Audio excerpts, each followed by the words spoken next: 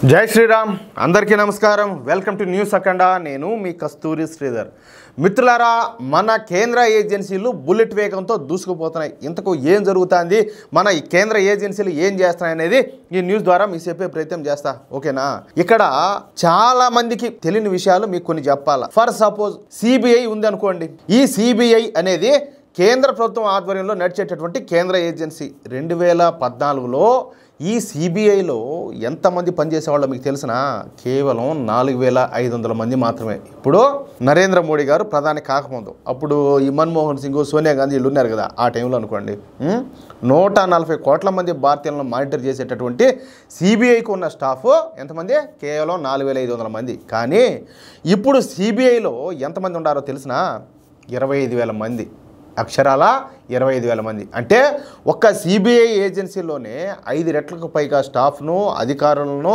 అదేవిధంగా ఆడిటర్ల సంఖ్యను పెంచినారు. ఈ విధంగా ఈడీ సెంట్రల్ ఇంటెలిజెన్సు ఐబీ రా రెవెన్యూ ఇంటెలిజెన్స్ వంటి ఏజెన్సీలో కేంద్ర పరిధిలో 10 వరకు ఉన్నాయి. నాకు గుర్తున్నంత వరకు 2014లో అప్పట్లో నేషనల్ మీడియా చెప్పినటువంటి వివరాలను బట్టి ఈ 12 కేంద్ర ఏజెన్సీలలో మొత్తం స్టాఫ్ కలుపుకున్నా కూడా 50,000 ఉండేది కాదంట. అంటే ఇక ఎంత దారుణమో ఒకసారి ఆలోచించి చూడండి. మన దేశాన్ని క్రమశిక్షణలో పెట్టాల్సినటువంటి ఏజెన్సీలలో అసలు పనిచేసే వాళ్ళే లేకుండా పోయినారు ఆ రోజుల్లో. కానీ ఇప్పుడు కేంద్ర ఏజెన్సీల్లో పనిచేసే వాళ్ళ సంఖ్య కనీసం 3 లక్షల వరకు ఉంటుంది. ఎంత 3 లక్షలు అంటే అన్ని ఏజెన్సీలు అధికారులు సహాయకులతో కావలసిన నిధులతో ప్రస్తుతం మన కేంద్ర ఏజెన్సీలు పరిపుష్టంగా ఉన్నాయన్నమాట. అంతేకాకుండా వాళ్లకు కావాల్సిన అధికారాలను కూడా కేంద్ర ప్రభుత్వం కట్టబెట్టింది. అందుకే మన కేంద్ర ఏజెన్సీలో గత కొంతకాలం నుంచి పాదరసంలా పనిచేస్తున్నాయి. అయితే ఈ పహల్గామ్ సంఘటన జరిగిన దగ్గర నుంచి మన కేంద్ర ఏజెన్సీలో బుల్లెట్ వేగంతో దూసుకుపోతున్నాయి. మొన్ననే మన దేశంలో ఉన్నటువంటి పాకిస్తాన్ జాతీయులంతా కూడా భారతదేశం నుంచి వెళ్ళిపోవాలని చెప్పేసి కేంద్ర ప్రభుత్వం ఆదేశాలు జారీ చేసింది. ఇక దేశంలో ఉన్నటువంటి అన్ని రాష్ట్రాలు తమ రాష్ట్రంలో ఎంతమంది పాకిస్తానీలు ఉన్నారు ఎంతమంది అక్రమంగా నివసిస్తున్నారో తెలియక కొంతవరకు తికమక పడినారు. అర్థమవుతుందా?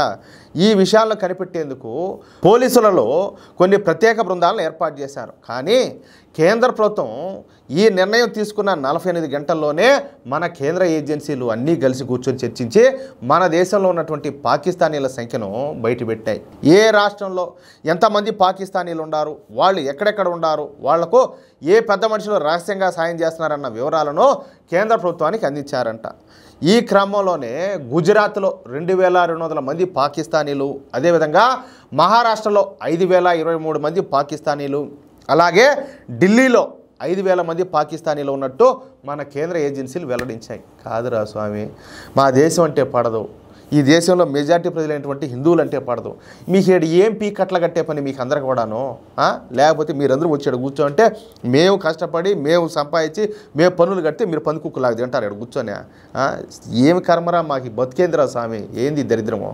ఇందుకు సంబంధించినటువంటి పూర్తి వివరాలను ఇటు కేంద్ర ప్రభుత్వానికి ఇటు స్థానిక పోలీసులకు అందించారంట. ఎవరో కేంద్ర ఏజెన్సీలు. అది మన కేంద్ర ఏజెన్సీల సత్తా. వాళ్లకు అధికారాలు నిధులు ఇవ్వాలే కానీ మన వాళ్ళు అమెరికాకు చెందినటువంటి FBI కన్నా తక్కువేం కాదు. ఇక్కడ నేను మీకు ఒక విషయం చెప్పాలా. నేను తెలంగాణకు సంబంధించి ఒక వీడియో ఒకటి చూసిన. ఒక ఆయన ఏ పార్టీ అయినా మరి తెలియదు కానీ మేబీ అది నాకు తెలిసి బహుశా ఏమైనా అధికార పార్టీ వ్యక్తే కావచ్చు. ఆయన చెప్తున్నాడు, మీరు పాకిస్తాన్ నుంచి రావచ్చు, కర్ణాటక నుంచి రావచ్చు, మహారాష్ట్ర నుంచి రావచ్చు, అయ్యంతా నాకు అవసరం లే, మీరు మా రాష్ట్రానికి వచ్చారు, మిమ్మల్ని సేఫ్గా చూసుకోవాల్సిన బాధ్యత మాది అని చెప్తున్నాడు. అయ్యా వాళ్ళు సక్రమంగా వస్తే వాళ్ళు సక్రమంగా వస్తే వాళ్ళు మీరు అన్నట్టుగా మహారాష్ట్ర నుంచి రాని, లేకపోతే కర్ణాటక నుంచి రాని, లేకపోతే ఢిల్లీ నుంచి రాని ఇబ్బంది ఏమిలే. కానీ పాకిస్తాన్ నుంచి వచ్చిన వాళ్ళు లేకపోతే బంగ్లాదేశ్ నుంచి వచ్చిన వాళ్ళకు వాళ్ళకి ఎట్లా మీరు సదుపాయాలు కల్పిస్తారు సార్? వాళ్ళకి ఏ విధంగా మీరు ఇక్కడ షెల్టర్ ఇస్తారు? అంటే వాళ్ళు అక్రమ చొరబాటుదారులు, దొడ్డిదారినే దేశం దాటి వచ్చారు, చెప్పాలంటే వాళ్ళు ఉగ్రవాదులతో సమానం. ఆ ఉగ్రవాదికి మీరు షెల్టర్ ఇచ్చారంటే అప్పుడు మీరు ఏమవుతారు సార్? అప్పుడు మీ పరిస్థితి ఏంది? కేంద్ర ఏజెన్సీలో లేకపోతే కేంద్రమో మీ మీద NIA మీ మీద దృష్టి పెడితే అప్పుడు మీరు ఉగ్రవాదులకు సపోర్ట్ చేసేట్టే కదా. ఇప్పుడు సపోజ్ వచ్చేసి ఎక్కడైనా ఒక ఉగ్రవాద ఘటన జరిగింది, మొన్న పహల్గామ్లోనే జరిగింది. ఆడవాళ్ళు ఉగ్రవాదులకు ఎవరైతే సపోర్ట్ చేసే వాళ్ళు ఉన్నారో వాళ్ళ కొంపలను కూడా కూలుస్తారు, వాళ్ళని తీసుకుపోయి కూడా అరెస్ట్ చేస్తారు. రేపు వీళ్ళ వల్ల ఏదైనా ఇబ్బంది తలెత్తితే అప్పుడు ఎవరిని సార్ అరెస్ట్ చేయాలా? అంటే మిమ్మల్నే కదా అరెస్ట్ చేయాలా? మిమ్మల్ని తీసుకుపోయి బొక్కలేయాలా, మీ కొంపలు కూల్చాలా, అంతేనా కాదా? ఇది మాత్రం తప్పు.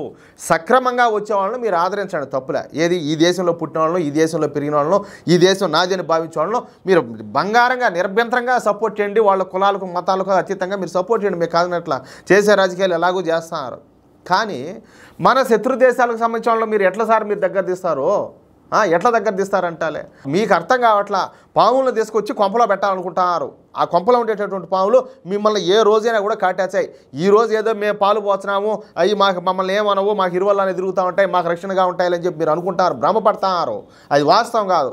కానీ ఆ పాములు, ఆ విష సర్పాలు ఏ రోటికైనా కూడా మిమ్మల్ని కాటేస్తాయి. మీ పార్టీను మిమ్మల్ని వాళ్ళ అవసరాలకు వాడుకుంటారు అంతే. రేపు వాళ్ళ అవసరం తెరిపినాక మొట్టమొదటి కాటు ఎవరి మీద అంటే పడేది మీ మీదనే, అది గుర్తుపెట్టుకోండి. కాబట్టి దయచేసి ఎవరైతే వీళ్ళంతా ఉంటారో, ఈ పాకిస్తాన్ వాళ్ళు కావచ్చు, బంగ్లాదేశ్ వాళ్ళు కావచ్చు, మయన్మార్ నుంచి వచ్చిన వాళ్ళు కావచ్చు, ఈ అక్రమ చొరబాటుదారులకు ఎవరు కూడా ఈ దేశంలో ఉన్నవాళ్ళు ఎవరు కూడా సపోర్ట్ చేయొద్దు. దానివల్ల మనకే ప్రమాదం. ఇక్కడ ఇంకో మాట చెప్తున్నా, పాకిస్తాన్లో ఉన్నారు ఈరోజు, వాళ్ళ పరిస్థితి ఏంది? రొట్టెకి కూడా గతి లేకుండా అడక తింటారు. అవునా కాదా? ఏడుండే వాళ్ళంతా కూడా కులాలకు మతాలకు అతీతంగా అందరూ కూడా ఈ దేశ పౌరులంతా కూడా బాగా సంతోషంగానే బతుకుతారు. ప్రభుత్వం తరపు నుంచి అన్ని సదుపాయాలు దొరుకుతున్నాయి. అది విద్య కావచ్చు, వైద్యం కావచ్చు, ప్రతి ఒక్కటి అన్నీ కూడా. మీకు ఏమి ఇబ్బంది ఉండదు. వీళ్ళు పోయి కొంతమంది పాకిస్తానీలకు జై కొడతారు, పాకిస్తాన్కి జై కొడతారు, వాళ్ళకి సపోర్ట్ చేస్తారు, భారత్ను కించపరుస్తారు. అంటే వాళ్ళ మరి మీరు కూడా అడుగుతున్నారనుకుంటారా? బొచ్చు పట్టుకొని వాళ్ళ బొచ్చు అన్న రాదే, ఇంక 2 రోజులు పోతే ఆ బొచ్చు కూడా మిగలదు. కనీసం కట్టుకోవడానికి బట్టలే, ఉండడానికి కొంపలా, తినేదానికి తిండిలే, ఏమి లేకుండా సావాల నకనకలాడిపోయి ఆ బతుకులు మీకు కూడా కావాలన్నా, లేకపోతే ఈ దేశం నాది, మేము ఈ దేశం కోసం బతుకుతామని చెప్పేసి నిజాయితీగా భారతీయులుగా బతుకుతారా మీరే డిసైడ్ చేసుకోండి. అది నేను చెప్పదలుచుకునేది. మిత్రులారా, ఈ న్యూస్ కనుక మీకు నచ్చినట్లయితే ఖచ్చితంగా ఈ న్యూస్ నలుగురికి షేర్ చేయండి. అదేవిధంగా ప్రతి ఒక్కరు కూడా మీ యొక్క అమూల్యమైన అభిప్రాయంలో ఖచ్చితంగా కామెంట్ చేయండి. అలాగే ఇంతవరకు మీరు కనుక మన ఛానల్ను సబ్స్క్రైబ్ చేసుకున్నట్లయితే ప్రతి ఒక్కరు కూడా మన ఛానల్ను సబ్స్క్రైబ్ చేసుకోండి, సపోర్ట్ చేయండి ప్లీజ్. జై శ్రీరామ్.